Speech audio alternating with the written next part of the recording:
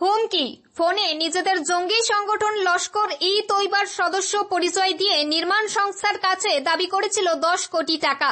তবে শেষ রক্ষা হয়নি। অত্যন্ত তৎপরতার সঙ্গে ঘটনায় জড়িত সন্দেহভাজন 4 জঙ্গিকে গ্রেফতার করেছে কাছাড় পুলিশ। ধৃতদের মধ্যে মুখ্য অভিযুক্ত বক্তার হোসেনের বাড়ি সোনাই কচুতরম এলাকার সুন্দরী দ্বিতীয় খণ্ডে। তার সঙ্গী শামসের উদ্দিন বড়ভূঁইয়া কাটিগড়া নিজ লেবারপোতা দ্বিতীয় খণ্ডের বাসিন্দা। অপর দুই ধৃত মোহাম্মদ আলেক উদ্দিন এবং আজির ওরফে আমির উদ্দিন গুমরা মেকেনপুর খেলমা প্রথম খণ্ড গ্রামের বাসিন্দা। বুধবার সংবাদ মাধ্যমে এদের গ্রেফতার হওয়ার খবর নিশ্চিত করেছেন কাছাড়ের পুলিশ সুপার নোমাল মাহাতো। তিনি জানান, গত 21শে ফেব্রুয়ারি রাত 9:30 নাগাদ কাছাড়ে জাতীয় সড়ক নির্মাণে নিয়োজিত এক ঠিকাদার সংস্থার পক্ষ থেকে টেলিফোনে পুলিশকে জানানো হয় তাদের কাছে 10 কোটি টাকা দাবি করে হুমকি ফোন এসেছে। যারা ফোন করেছে তারা নিজেদের জঙ্গি সংগঠন লস্কর ই তৈবার সদস্য বলেও দাবি করেছে। ঘটনার গুরুত্ব অনুধাবন করে তড়িঘড়ি কাটিগড়া থানায় মামলা নথিভুক্ত করে তদন্ত শুরু করে পুলিশ। প্রথমে গ্রেফতার করা হয় মোহাম্মদ আলেক উদ্দিন ও আজির ওরফে আমির উদ্দিন গুমরা। এদের জিজ্ঞাসাবাদ করে পাওয়া তথ্যের ভিত্তিতে মেঘালয় পূর্ব জৈন্তিয়া হিলসের রিম্বই গ্রাম থেকে গ্রেফতার করা হয় মুখ্য অভিযুক্ত বক্তার হোসেন ও তার সঙ্গী শামসের উদ্দিন বড়ভূঁইয়াকে। ব্যুরো ৰিপৰ্ট, নিউজ অবিকল।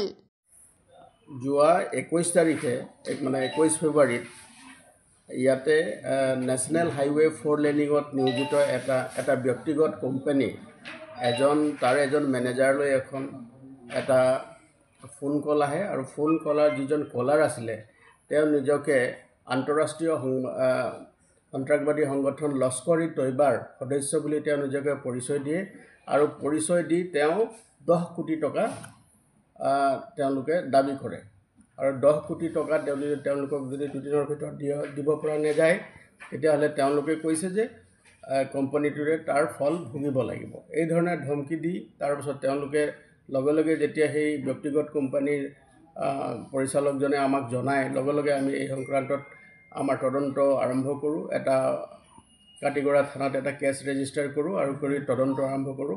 আৰু তদন্ত কালত সেইদিনাখন ৰাতিয়ে আমি দুজন ব্যক্তিক আমি এৰেষ্ট কৰোঁ। দুজন ব্যক্তি আমি কালাইন অঞ্চলৰ পৰা আমি এৰেষ্ট কৰিছোঁ। তাৰে এজনৰ নাম হ'ল মোহাম্মদ আলিক উদ্দিন 25 বছৰ আৰু দ্বিতীয়জনৰ নাম হ'ল আজিৰ উদ্দিন এলিয়াছ আমিৰ উদ্দিন সন অফ আব্দুল গফাৰ।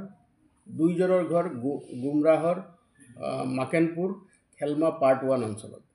দুইজনকে আমি এৰেষ্ট কৰোঁ আৰু এৰেষ্ট কৰাৰ পাছত যেতিয়া আমি তেওঁলোকক আমি জোৰ তদন্ত চলাওঁ আৰু ইণ্টাৰগেশ্যন কৰোঁ সেই কালত আৰু তাৰ লগতে আমাৰ যি টেকনিকেল এনালাইচিছ আছে টেকনিকেল এনালাইচিছ কৰাৰ পাছত আমি দুজন ব্যক্তিক যিজন প্ৰধান অভিযুক্ত ইয়াৰ আৰু যিজনে ফোন কল কৰি ৰেনচম ডিমাণ্ড কৰিছিলে তেওঁৰ নাম হ'ল Baktar Hossain son of Tasir Ali Sundari part 2 Kachudaram. এই ব্যক্তিজনক আমি ইষ্ট জয়ন্তীয়া হিলছৰ মেঘালয়ত ৰিমভাই গাঁও এখনৰ পৰা আমি তেওঁক এৰেষ্ট কৰিবলৈ সক্ষম হ'লোঁ। আৰু তেওঁৰ লগতে আৰু তেওঁৰ এজন সহযোগী আছিলে। তেওঁৰ নাম হ'ল শামসিৰ উদ্দিন বৰভূঁইয়া। তেওঁৰ ঘৰ হ'ল কাটিগড়া লেবাৰপোতা পাৰ্ট 2 কাটিগড়া। তেওঁৰ লগতে আমি তেওঁক এৰেষ্ট কৰিছোঁ আৰু এই সংক্ৰান্তে আমাক ইষ্ট জয়ন্তীয়া হিলছৰ মেঘালয় আৰক্ষীয়ে আমাক বহুত সহায় কৰিলে আৰু দুইজন ব্যক্তিক আমি এৰেষ্ট কৰিলোঁ।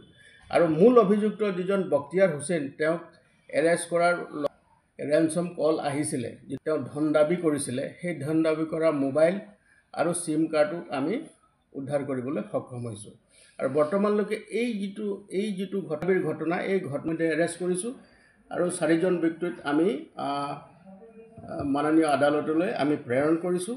আৰু তাৰ লগতে ইয়াৰ লগত সম্পৰ্ক থকা এজন ব্যক্তি ৰাজ্যৰ বাহিৰত আছে তেওঁলোককে আমি শীঘ্ৰে কৰায়ত্ব কৰিব পাৰিম বুলি আমি আশা কৰিছোঁ। আৰু আমি সোনকালে এই সংক্ৰান্তে এই যিটো মোকৰ্দমা আমি ৰুজু কৰিছোঁ মোকৰ্দমাৰ যি আমি চূড়ান্ত প্ৰতি পায় তাৰ কাৰণে আমি চেষ্টা কৰিছোঁ।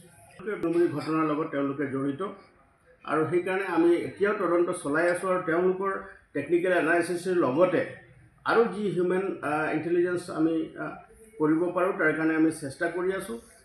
তেওঁলোকৰ যদি আমি কোনো ধৰণৰ তথ্য আমি লাভ কৰোঁ এই সংক্ৰান্তে আৰু তেওঁলোকৰ ওপৰতে মানে কঠোৰতম আইনগত ব্যৱস্থা আমি ল'ম। আৰু সদ্যহতে আমি এইটো ক'ব পাৰোঁ যে প্ৰাৰম্ভিক তদন্তত আমি তেওঁলোকক তেওঁ ভুৱা সংগঠনৰ নামত ভুৱা ধন দাবী কৰা কেইজনমান ব্যক্তি হিচাপে আমি তেওঁলোকক পাইছোঁ আৰু তেওঁলোকক আমি ইতিমধ্যে এৰেষ্ট কৰিছোঁ। আৰু ইয়াৰ লগত সম্পৰ্কিত থকা 2-এজন ব্যক্তি আছে যি ৰাজ্যৰ বাহিৰত আছে, তেওঁলোকক শীঘ্ৰে আমি কৰায়ত্ব কৰি তেওঁলোকৰ বিৰুদ্ধে কঠোৰতম আইনগত ব্যৱস্থা ল'বৰ কাৰণে আমি তৎপৰ হৈ আছোঁ।